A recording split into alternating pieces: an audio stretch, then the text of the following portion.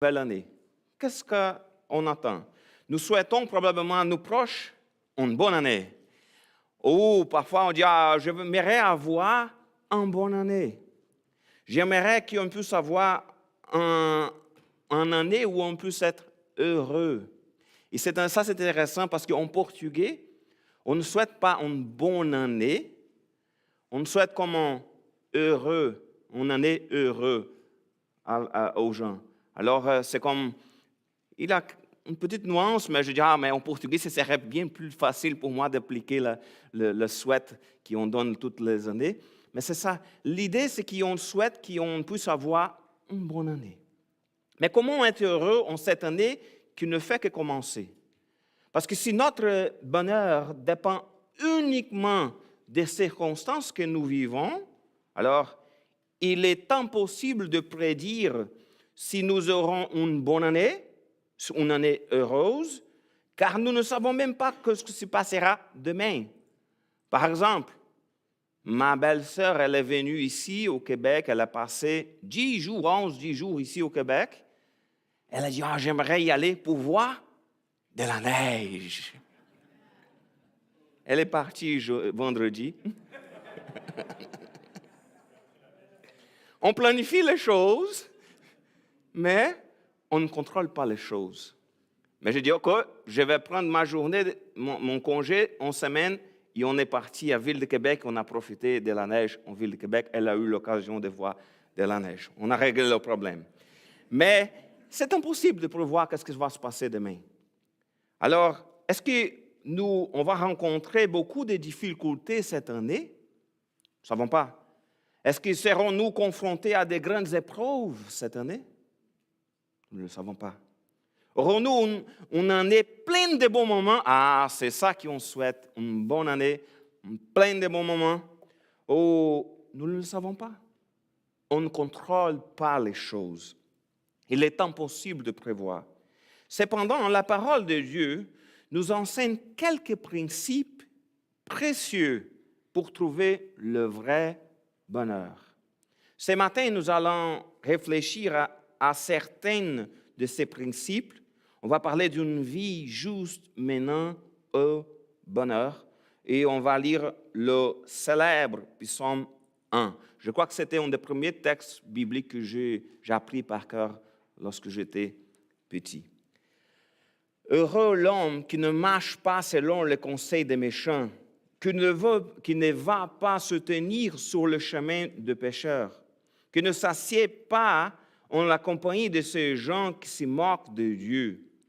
Toute sa joie, il la met dans la loi de l'Éternel qu'il médite jour et nuit. Il prospère comme un arbre implanté près d'un cours d'eau. Il donne toujours son fruit lorsqu'on revient la saison. Son feuillage est toujours vert. Tout ce qu'il fait réussit. Tel n'est pas le cas des méchants. Ils sont pareils à la paille, éparpillés par le vent. Aussi, lors du jugement, ils ne subsisteront pas, et nul pécheur ne se maintiendra parmi la communauté des justes. Oui, car l'Éternel prend en compte la voie suivie par les justes, mais le sentier des méchants le mène à la ruine. Prions. Merci Seigneur pour ta bonne parole. Merci pour l'occasion que nous avons de grandir ensemble dans la foi. Je te remercie pour ce beau texte biblique qui nous parle du vrai bonheur. Aide-nous à suivre ta volonté. Au nom de Jésus, Amen. Alors, tout d'abord, quel est le chemin vers le bonheur? Tout d'abord, on pense, j'aimerais souligner, parce que parfois on trouve ces mots-là, heureux. On a même chanté un chant qui disait « Heureux sont les affligés ». On parlait de béatitude qu'on trouve dans le livre de Matthieu, que Jésus a prêché.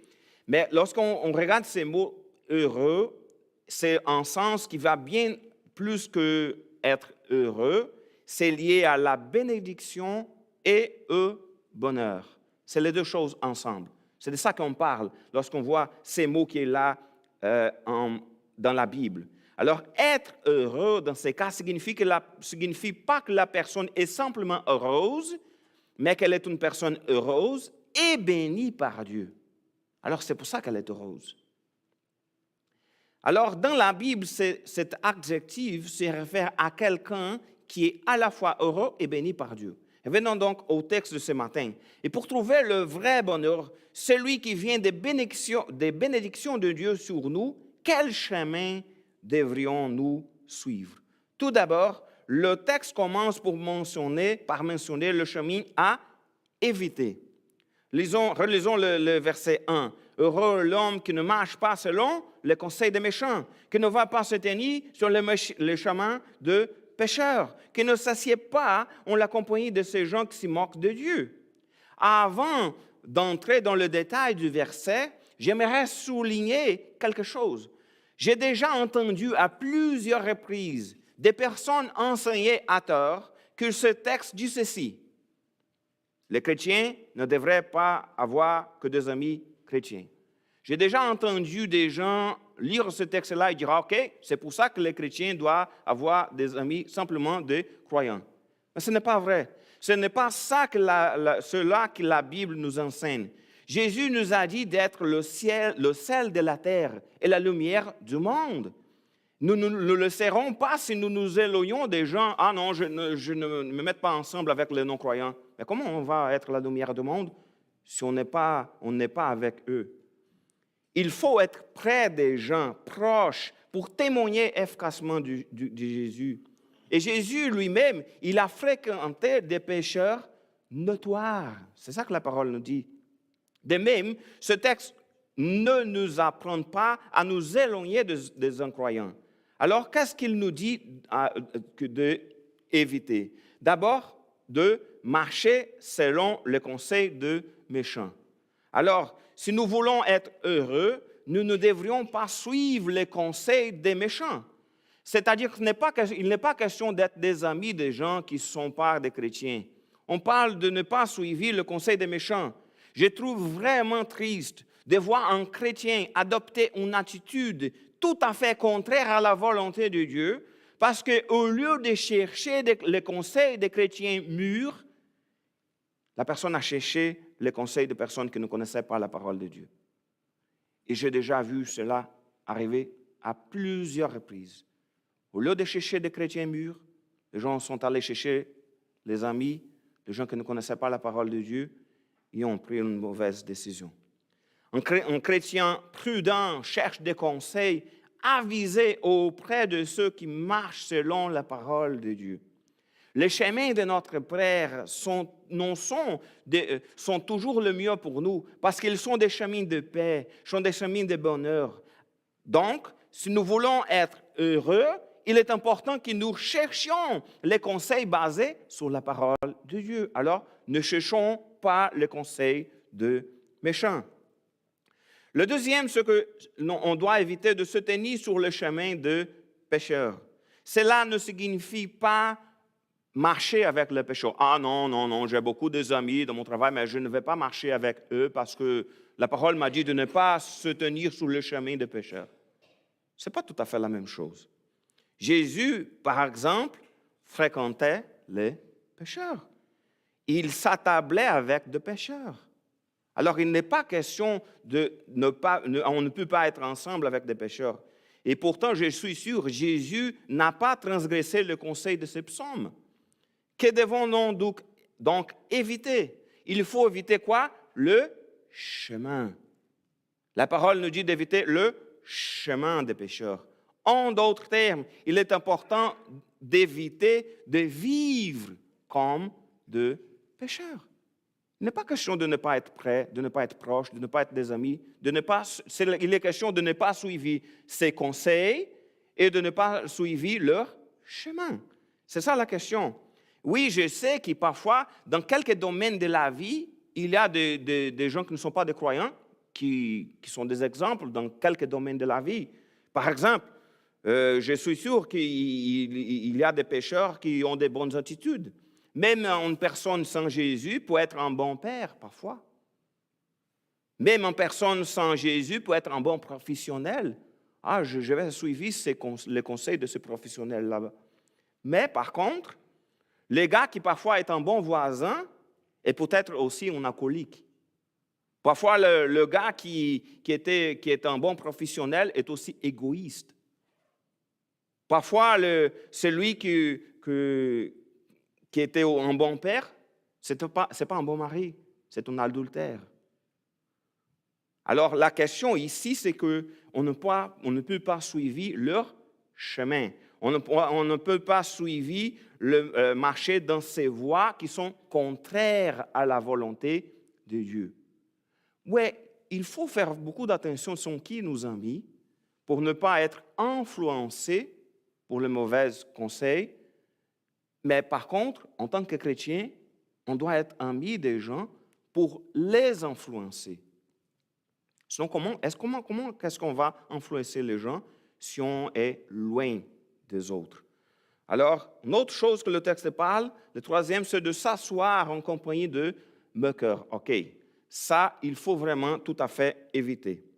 Nous ne pouvons même marcher et nous attabler avec de non-croyants. Nous pouvons être leurs amis, mais nous ne pouvons jamais être ensemble dans un groupe de personnes qui se moquent de Dieu, qui se moquent du péché, qui se moquent de l'éternité, qui se moquent du paradis, qui se moquent de la parole de Dieu. Ça, ce n'est pas un bon endroit pour les chrétiens.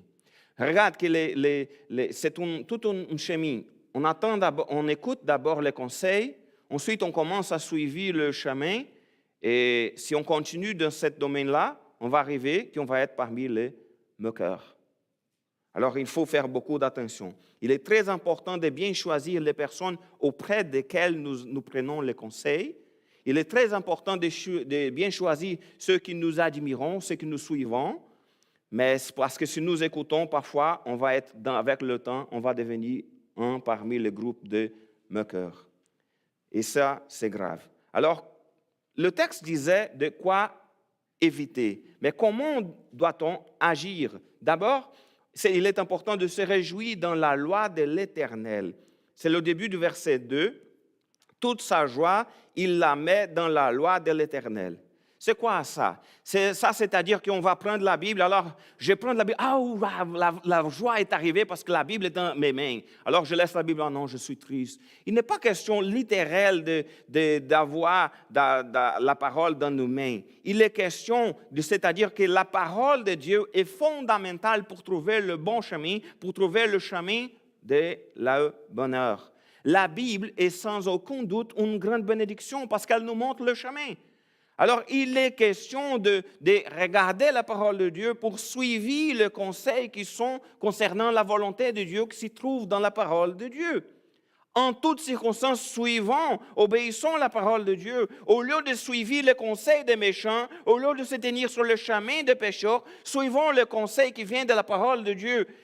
Allons-y sur le chemin qui est montré par la parole de Dieu. La parole de Dieu nous montre le chemin et il sera toujours le meilleur chemin. Parce que la loi de Dieu est sainte, est juste, est bonne.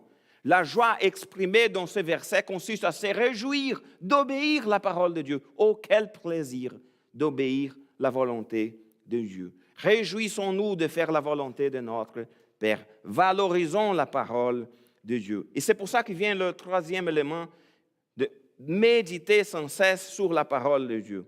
On a déjà parlé de ça il y a quelques mois. Je ne me rappelle plus quel était le texte, mais on a parlé, c'était de Josué. Mais la loi de l'Éternel qu'il médite jour et nuit. Qu'est-ce que c'est ça? Alors, je vais passer toute la journée. Oh, il n'y a aucune Bible ici, c'est grave ça. OK, on va passer toute la journée avec ma Bible dans ma main.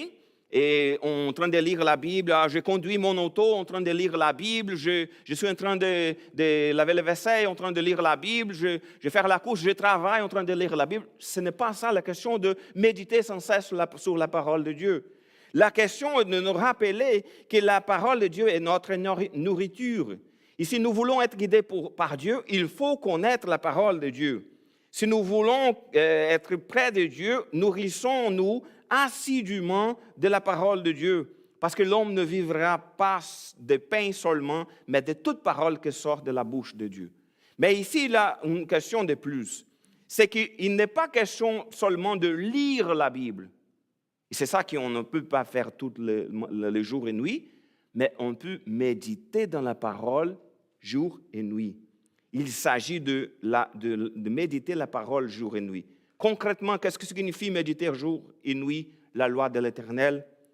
Cela n'implique pas de passer tout le temps à lire la Bible, mais plutôt d'intégrer les principes, les valeurs dans la vie quotidienne. Alors, je vais prendre une décision. Comment la parole de Dieu peut me guider dans cette décision-là? Je vais faire quelque chose. Je vais réfléchir aux principes bibliques avant de prendre des décisions dans ma vie. Je vais réfléchir sur les principes bibliques au lieu de chercher des autres conseils d'abord. Cherchons d'abord la parole de Dieu. Méditons, prenons des décisions guidées par sa bonne parole. Cela implique de penser bibliquement dans tous les domaines et en chaque domaine de la vie. Ensuite, le prochain verset met en évidence le contraste entre la voie du juste et celle du méchant. Parce qu'il a dit, écoute, ne suivez pas la voie du méchant. Suivez la parole de Dieu. Alors, il va avoir des conséquences. Mais d'abord, il a le contraste sur terre. Et ça, c'est intéressant parce qu'il utilise des images. Verset 3, « Il prospère comme un arbre implanté près d'un cours d'eau. Il donne toujours son fruit lorsqu'on revient la saison. Son feuillage est toujours vert. Tout ce qu'il fait réussit. » Ça, c'est le juste. Et le méchant, tel n'est pas le cas des méchants. Ils sont pareils à la paille éparpillée par le vent. D'un côté, nous avons un arbre implanté près d'un cours d'eau, donne toujours des fruits, ce feuillage est toujours vert. Et de l'autre côté, nous avons la paille éparpillée par le vent. Les justes et les méchants sont décrits métaphoriquement avec cette image d'un arbre et de la paille. Mais qu'est-ce que ça veut dire d'un arbre planté près d'un cours d'eau? L'image, pour nous, c'est quoi un arbre planté près d'un cours d'eau ici au Québec? Pas de différence. Ça peut causer même des dangers parce que ça se peut que la rivière va monter et ça va enlever l'arbre. Mais dans le contexte d'Israël, être près d'un cours d'eau, c'est très important. Parce que la majorité du temps, il n'y a pas de la pluie, c'est sèche. Alors, quelqu'un a planté, parce que ce n'est pas un arbre qui est sauvage, qui est né tout à fait tout seul près d'un cours d'eau. Elle était plantée, comme nous. On était plantés par Dieu dans un lieu sûr, nécessaire pour grandir, pour donner du fruit. Alors, dans cette région, même les rivières, dans ma ville natale, dans ma région d'origine, au nord-est du Brésil, c'est toujours comme ça. Il y a des périodes qui se sèchent, tous les arbres sont morts. Ils semblent sont morts. Mais ce n'est pas parce que la neige vient, c'est parce que c'est sèche. Alors, dans la région là-bas, c'est la même chose. Alors, de nombreux arbres ne sont là-bas irrigués, ne fleurissent que pendant la saison des pluies. Ils passent une grande partie de l'année sans feuilles. Mais pour qu'un arbre puisse produire de bons fruits, il faut qu'elle soit plantée près d'un cours d'eau. Ça veut dire qu'il va avoir des feuilles, il va porter du fruit. Et la paille, comme c'est la paille, une seule question que j'aimerais souligner, parce que le verset, il commence en disant qu'il prospère, et à la fin, il est écrit que tout ce qu'il fait, il va réussir. Il réussit. Mais c'est important de souligner qu'il ne parle pas de prospérité financière, il est question de la prospérité spirituelle. Il n'est pas question d'acquérir une belle maison, même si on peut le faire, ce soit le cas, si vous avez de l'argent, moi non. Mais il est question d'avoir la confiance en Dieu. Il est question que même qu'au milieu d'une terre aride, sèche, nous porterons du fruit parce qu'on est près d'un cours d'eau. Même au milieu des épreuves, nous nous réjouirons dans le Seigneur. Même au milieu des guerres, nous jouirons de la paix qui vient de Dieu. Mais les méchants sont comme la paille éparpillée par le vent. Et qu'est-ce que cela signifie? Mais certes à quoi la paille éparpillée par le vent? Rien. À rien. Absolument rien. Quels sont ses fruits? Aucun fruit. Aucun. Elles n'ont aucune stabilité, aucune fermeté, ne portent pas de fruits. Elles souffrent face à toutes les intempéries. Même l'arbre qui est planté près d'un cours d'eau, elle est là. S'il est sèche, elle est là. S'il y a de la pluie, elle est là. Elle ne souffre pas avec les conséquences qui sont autour d'elle. Mais la paille, elles souffrent toutes les conséquences parce qu'elles ne sont pas enracinées dans la bonne terre. Elles ne sont pas enracinées dans le Seigneur. Et ce qui leur arrive, c'est exactement le contraire de ce qui arrive avec le juste. Mais le contraste le plus grave, le plus fort, n'est pas le contraste sur terre des arbres qu'on parlait, mais c'est le contraste éternel. Et voilà, c'est ça le plus fort. Parce que d'abord, le texte parle de la ruine de méchants. Le verset 5, il dit ceci, « Aussi, lors du jugement, ils ne subsisteront pas et nul pécheur ne se maintiendra parmi la communauté des justes. » Au début du verset 6, il va parler de justes, mais à la fin du verset 6, il va parler à nouveau de méchants. « Mais le sentier des méchants les mène à la ruine. » Ils ne se maintiendront pas dans la communauté des justes. Écoutez, cette partie du texte parle des gens qui étaient au milieu de la communauté des justes. Ces gens qui étaient là, mais qui ne subsisteront pas, ne se maintiendront pas parmi la communauté des justes. C'est-à-dire que ce sont des gens qui sont au milieu parfois de nous, mais qui ne font pas partie du peuple de Dieu. Mais Jésus a aussi parlé de ça. La mauvaise herbe, elle pousse à côté du blé. Ensemble. On ne peut pas séparer. C'est lors du jugement qu'il va séparer. Les pécheurs s'y retrouvent aussi parmi les saints proches, ensemble avec nous. Mais les méchants ne peuvent pas vivre au paradis. Le chemin des méchants le mène à la ruine. D'autre part, le texte parle de la récompense du juste. Oui, car l'Éternel prend en compte la voie suivie par les justes. Ça se peut que vous pouvez penser, écoute, mais si le Seigneur, il regarde bien ma voie, parce que nous ne sommes pas si justes, nous avons tous des péchés. Mais le texte dit que l'Éternel tient compte de la conduite des justes pour les rétribuer en conséquence, mais il surveille, oui, notre chemin, mais même si nous traversons le brouillard, l'obscurité, le moment difficile de notre vie, le Seigneur, il sait tout.